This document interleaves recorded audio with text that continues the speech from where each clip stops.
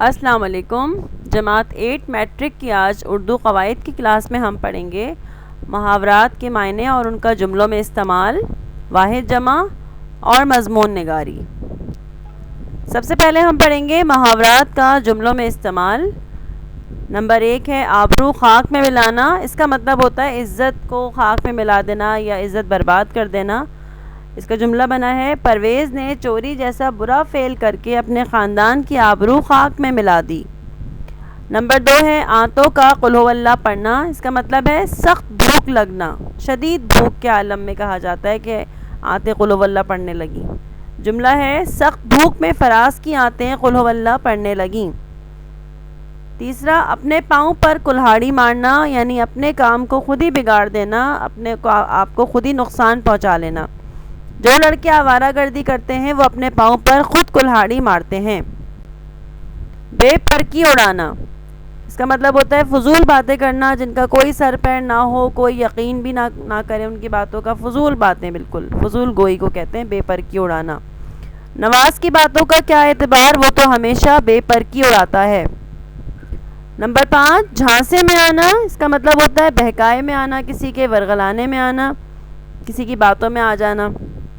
سادہ لو مسافر نوسر باز کے جھانسے میں آ کر اپنی نقدی گنوا بیٹھا۔ نوسر باز کے مطلب ہوتے ہیں بیٹا کوئی ٹھگ یا کوئی لوٹ مار کرنے والا جو آپ کو باتوں میں الجھا کر اور آپ سے نقدی یا آپ کی کوئی رقم وغیرہ اینٹ لے۔ نمبر 6 حرف آنا۔ اس کا مطلب ہوتا ہے عزت خراب ہونا، عزت پہ آنچ آنا۔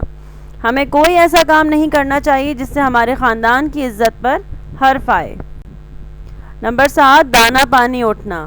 یہ محاورہ عام طور پہ تب استعمال کیا جاتا ہے بیٹا جب کسی کا انتقال ہو گیا ہو یا ہونے والا ہو کہ اب ان کا دانا پانی دنیا سے اٹھ گیا ہے اور اب ان کا آخری وقت قریب آ گیا ہے۔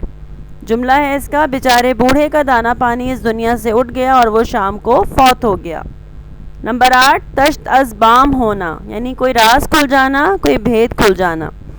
آج شکیل کی چوری کا راز تشت از بام ہو گیا۔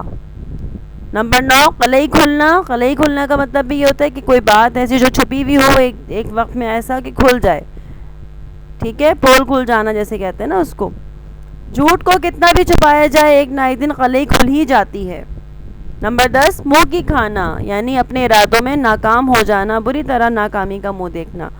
1965 کی جنگ میں بھارتیوں نے منہ کی کھائی۔ میں امید کرتی ہوں محاورات کے معنی اور جملوں میں استعمال آپ کو سمجھ میں آ گیا ہوگا۔ نہیں سمجھ آئے تو لائیو سیشن میں آپ مجھ سے پوچھ سکتے ہیں۔ اب ہم آتے ہیں واحد جمع کی طرف۔ شخص اشخاص، اثر آثار، صفت صفات، ولی اولیاء، قسم اقسام، فلک افلاک، قسط اقساط، منزل منازل، دوا ادویہ، استاد اساتذہ، ادیب ادبا، وزیر وزراء، وکیل وکلاء، کاذب کذاب، طالب طلباء۔ ان واحد جمع کو آپ یاد کر لیجئے گا، ایک جگہ لکھ لیجئے گا تاکہ آپ کو امتحانوں میں یاد کرنے میں آسانی رہے۔ اب ہم آتے ہیں مضمون نگاری کی جانب۔ اس سے پہلے بھی آپ نے مضمون لکھے ہیں، خود سے بھی لکھے ہیں، میں نے بھی آپ کو لکھوائیں۔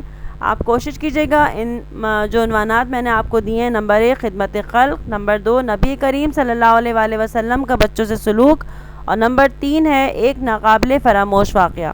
ان تینوں عنوانات پر آپ کم سے کم 150 الفاظ سے مشتمل، 150 سے 200 کے درمیان الفاظ سے مشتمل مضمون لکھیے تاکہ آپ کی پریکٹس ہو جائے۔ میں امید کرتی ہوں آج کا پڑھایا ہوا تمام سبق آپ کو اچھی طرح سمجھ میں آ گیا ہوگا۔ اگر کچھ نہیں سمجھ آئے تو آپ مجھ سے لائیو سیشن میں پوچھ سکتے ہیں، ڈسکس کر سکتے ہیں۔ جو بھی کنفیوژن ہوں گی ہم اس کو لائیو کلاس میں ڈسکس کریں گے۔ تب تک کے لیے شکریہ، اللہ حافظ، اپنا بہت خیال رکھیے گا، فی امان اللہ۔